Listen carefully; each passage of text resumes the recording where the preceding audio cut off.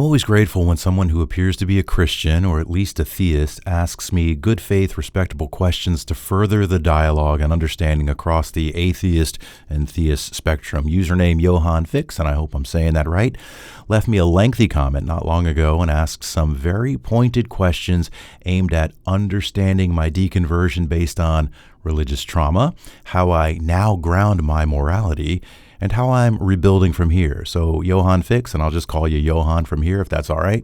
Thanks for taking the time to comment.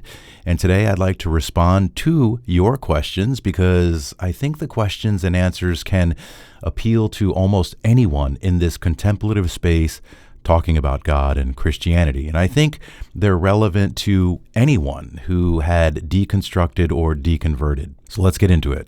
Let me set the stage by sharing Johann's comment. I won't read the whole thing up front, just part one. It's pretty long, but don't tune out. He asks good philosophical questions I'm sure many of you have wrestled with. We'll address part one, then we'll move on to part two, and then we'll be done.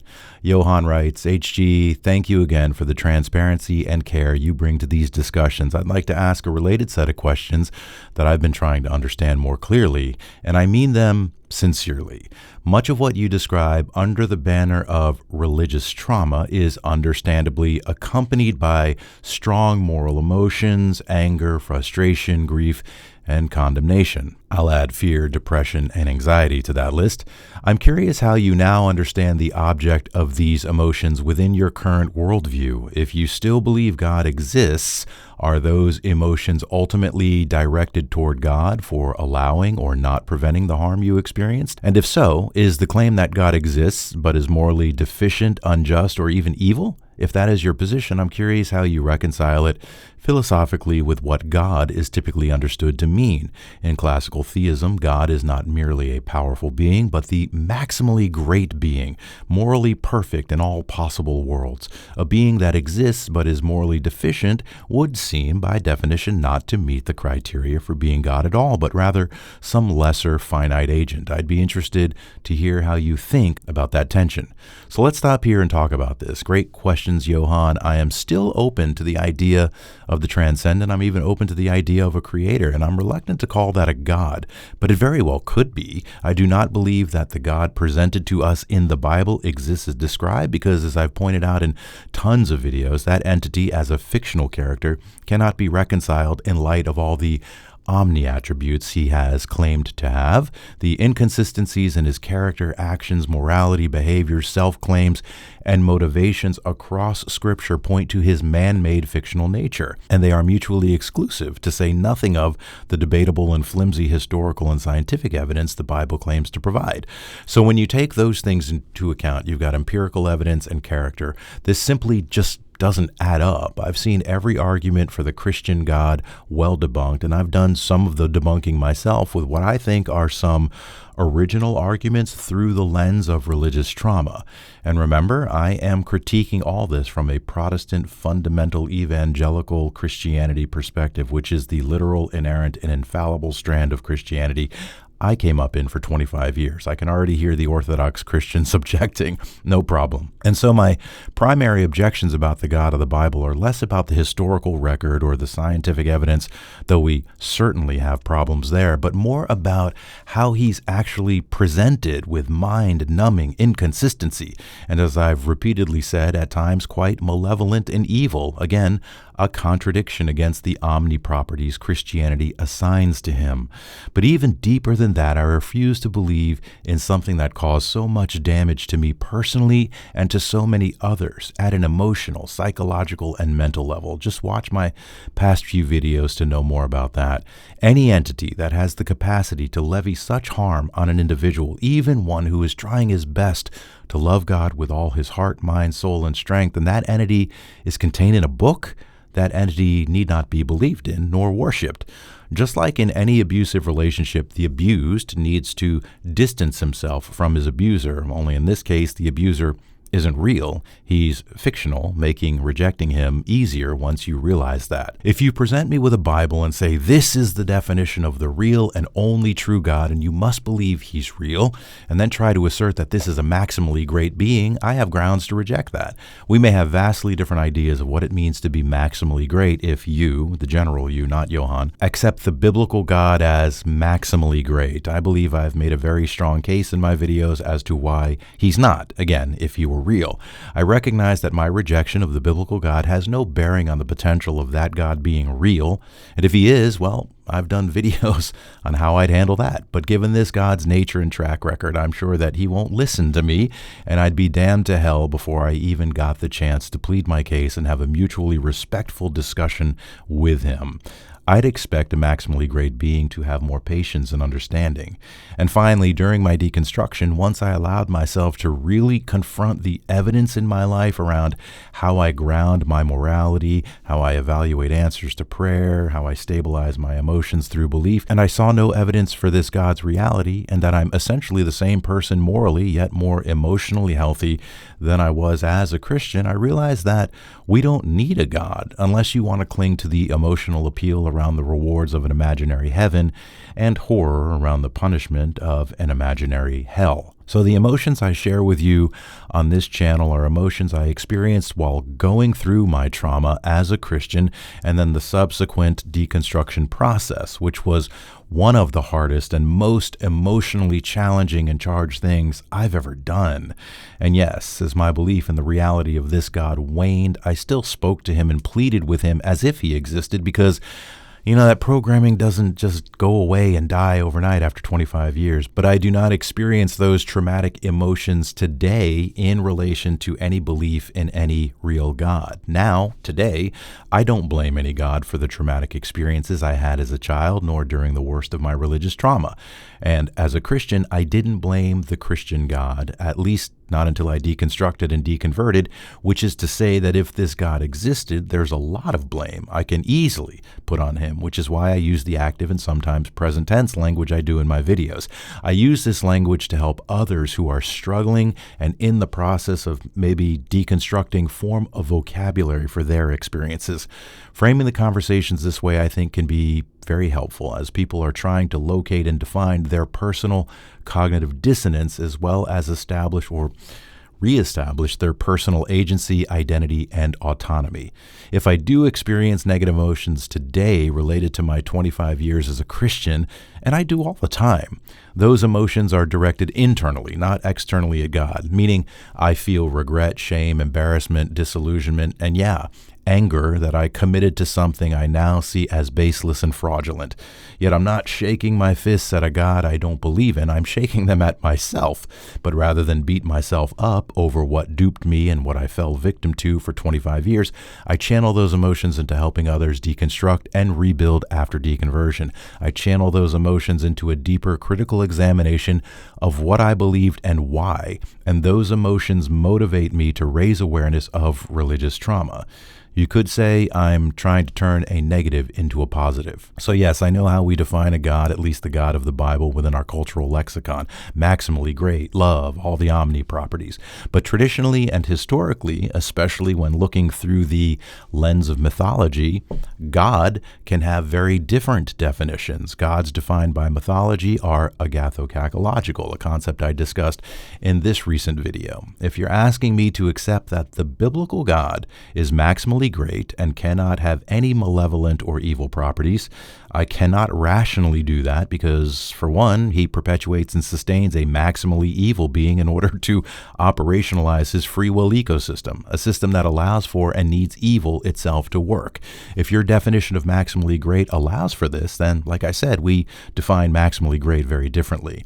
This is what I mean by irreconcilable. And this is something I couldn't see while I was a Christian because Christianity does not allow for critical examination in this way. It shuts it down. It requires unyielding presuppositions, or it offers lame apologetics that seem like they fit on first glance but immediately fall apart with even the slightest investigation. I've got a whole playlist where I respond to weak and flawed apologetics. But once I deconstructed and was able to look back on Christianity, it became laughable that I ever believed in and worshipped such a God. So hopefully that adequately addresses part 1 of Johan's questions. Let's move on to part 2, and then we'll wrap up. He writes, if, on the other hand, you no longer believe God exists at all, which is what I just established in my first response, at least as it relates to the biblical God, I'm trying to understand how those moral emotions are now situated. In that case, should the absence of a divine agent not, at least in principle, neutralize some of the anger that would otherwise be directed toward God? And if God does not exist, who or what within your framework should be held accountable for having caused or allowed the harm you experienced? Individual Christians, church institutions, broader cultural systems, or something else? Related to that, I'm also trying to understand how moral judgment itself is grounded post-deconstruction. You speak compellingly about real harm, injustice, and wrongdoing, which sounds like more than this was painful for me, or this was subjectively bad. But if there is no moral reality beyond human preference, psychology, or social consensus, on what basis are actions rightly condemned rather than described as tragic but morally neutral outcomes of biology, upbringing, and social conditioning? What grounds the ought in those judgments? I'm not suggesting these questions have easy answers or that emotional responses should simply disappear. I'm genuinely trying to understand how moral blame, responsibility, and meaning are now grounded within your current worldview. Deconstruction explains what no longer works, but for many people navigating that same space, clarity about what replaces it seems just as important. I appreciate the good faith conversation, and I'd generally be interested in your thoughts on this. Sure. Okay, Johan, lots to respond to there. Let's see if I can keep this simple and efficient. My negative emotions, again, are not cast toward God, but rather internalized, as I explained earlier. But I've learned how to channel them into productive and positive pursuits, like this channel. I do share with my viewers those negative emotions I had toward God when I believed he existed, because I want to normalize them for people who feel guilty or terrified for even having them. Those harmed or traumatized by Christianity cannot manage well the negative emotions they feel toward God, emotions born out of fear, doubt, dissonance, confusion, or even moral objection to his actions and character. I'm saying it's okay to feel the way you feel and think the way you think, and you're not wrong or demon-possessed or deceived for seeing things the way you do. Now, let's unpack and address those emotions together. Let's reframe them toward empowerment, understanding, and healing. The other part to Johan's question, I now chalk my negative childhood and other experiences up to the frailty, subjectivity, vicissitudes, worldviews, and manipulation of people, not to any God, church, or institution. I understand why people are the way they are and believe what they believe. I understand what motivates them, for the most part, why they want to maintain control, and I understand their need to be comforted by their beliefs. All of that translates into people, including me, projecting their attitudes and values onto those around us. We all do it, and we all have our various reasons for doing it. I'm trying these days not to cast a whole lot of blame, but reframe blame into understanding, patience, and empathy toward people who are just trying to live their lives like I am. We're all doing the best we can. Maybe that's too forgiving and optimistic, but that's just how I'm built. Still, that's not an excuse to perpetuate harm and violence, and that's what I'm trying to get across on this channel. So, how do I ground my morality if not in an objective God? For one, in no way do I think the God of the Bible reflects some objective morality where his actions and character convey only good things we should emulate. Jesus said some helpful and beneficial things, but also some very harmful and destructive ones. So, though I think it's fair to say that some of what Jesus said and did has positive moral underpinnings, but not all of it does. Jesus saying there's a sin that's unforgivable has caused unresolvable trauma for some, and there are reports of people taking their own lives because of this. Jesus himself, who admits that he came to divide, not to bring peace, is a source of moral injury for some. I rejected members of my own family because they didn't follow Christ, and Jesus tells us to do that. Thankfully, those relationships have since been repaired. So I basically follow the secular humanist view on morality, which simply states we should pursue that which reduces harm and elevates human flourishing. I know there's nuance there, but I'm trying trying to keep this brief. And when I weigh an action against that definition and can't immediately conclude if I find it right or wrong, I ask questions. I seek understanding and alternative perspectives. And once armed with all that, I feel equipped to make a good decision. And if I learn that that decision turns out to be bad or wrong or harmful, I course correct, just like Christians do when they realize they've mistakenly heard from God.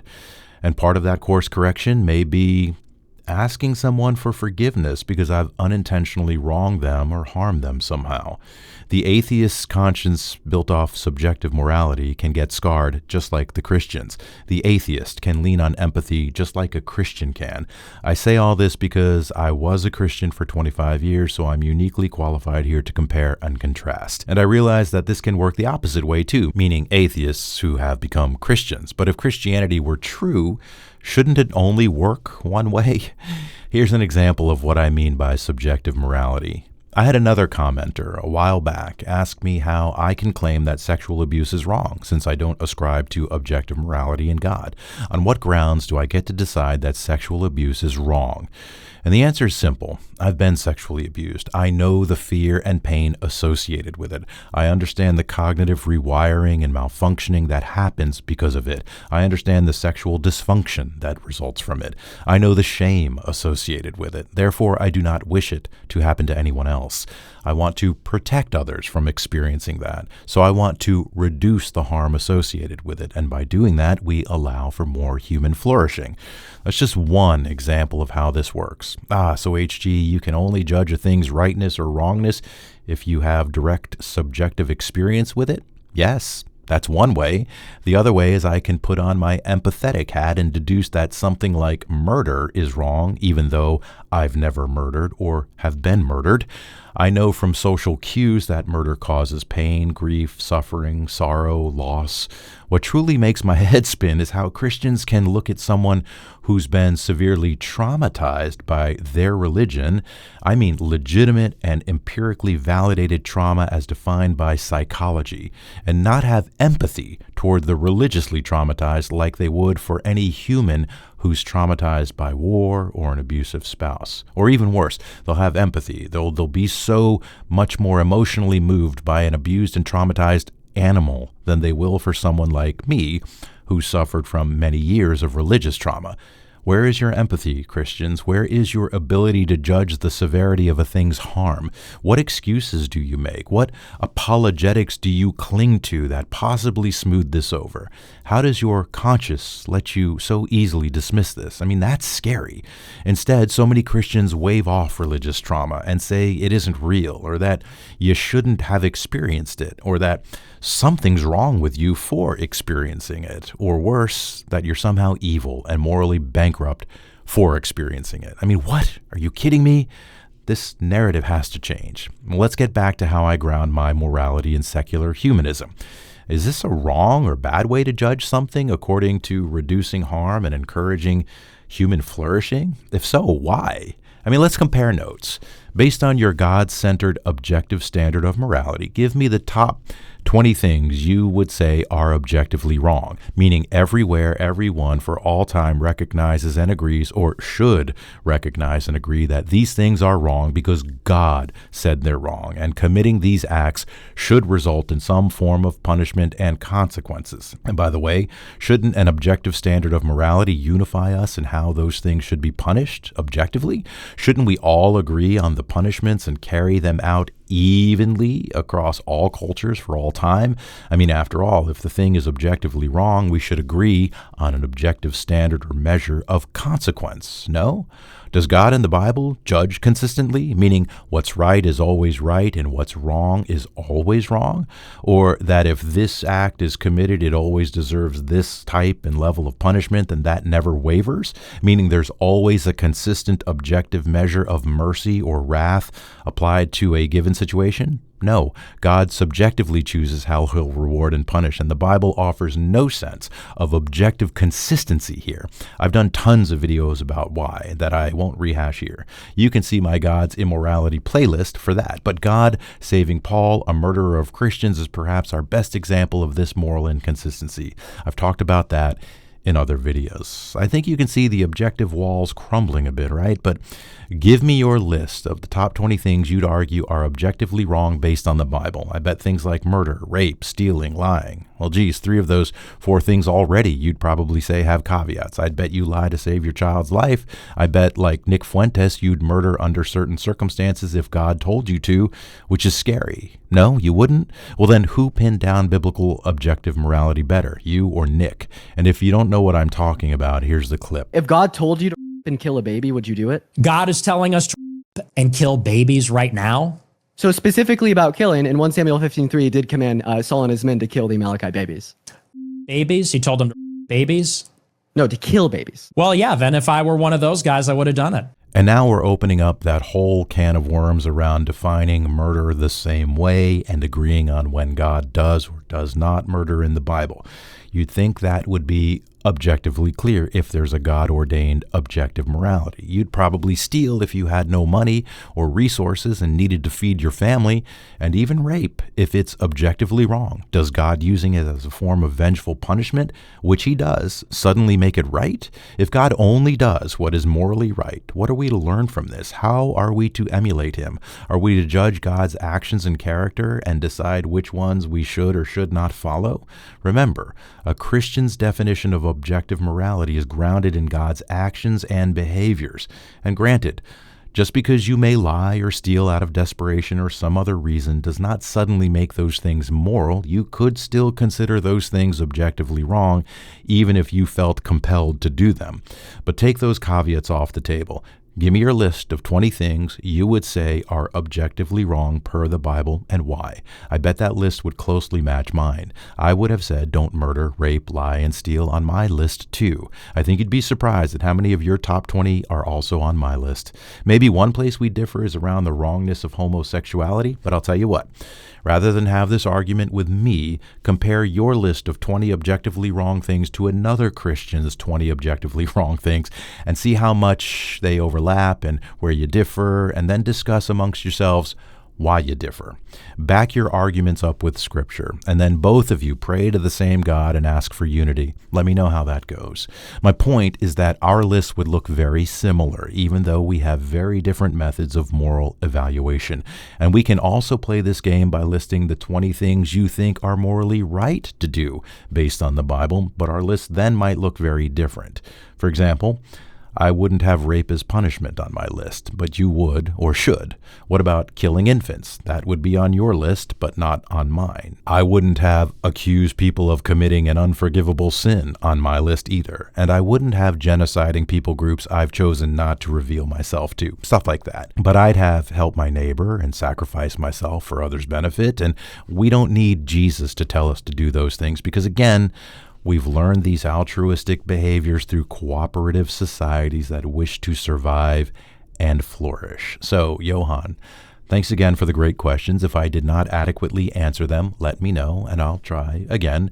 It's hard to unpack such deep questions in a short video, but hopefully I gave you enough to satisfy your curiosity and clarify some things. Thanks for spending some time with me today, you guys. Best way to support the channel financially, if you want to do that, is to do what many others have already done and purchase On Monsters and Phantoms. It's my memoir about severe religious trauma and deconversion from Christianity, and leave me a review. It's a raw and honest look into the diabolically harmful mind games that Christianity plays with us. The link is below. If you do buy it, let me know via email in addition to a comment so I can publicly thank you in a future video. And I got tons of reader reviews on onmonstersandphantoms.com. I will see you all again Sunday for a new video, and it's going to focus on something Charlie Kirk said, so don't miss that one. And until next time, let's continue to catalyze a conversation together about religious trauma, to let those who suffer from it know that there is real hope, and to let those who dismiss it know that it's real.